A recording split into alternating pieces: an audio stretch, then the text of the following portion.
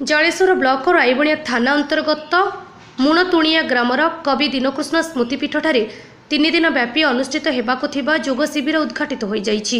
भारत तथा विश्वर अन्य योगगुरु बाबा रामदेव शिष्य तथा पतंजलि युव भारतर केंद्रीय प्रभारी स्वामी आदित्य देव सानिध्य सकाळ 5 घटिकार 7 घटिका पर्यंत योगासन एवं प्राणायाम प्रशिक्षण दि जाइथिला। पतंजलि युव भारत राज्य प्रभारी अमृता सुप्रधान, जिला प्रभारी मनोज कुमार दे, भारत स्वाभिमान जिला प्रभारी करुणाकर शियाल, महिला प्रभारी जसमती शियाल, कार्यकारिणी सदस्य मुक्तिकांत पाणिग्राही, कमलाकांत त्रिपाठी, गोपगोविंद मल्लिकी, तपन साहू, दीपक साहू, विप्लव प्रधान, संतोष साहू, सुशांत घोष, नंदिन साहू प्रमुखों सहयोग में मुणतुणिया ठारे योग शिविर आयोजन करा जायथिला। शताधिक लोक उक्त शिविर में योगदान करी योग शिक्षा लाभ करने सह विभिन्न रोग पर परामर्श ग्रहण करथिले।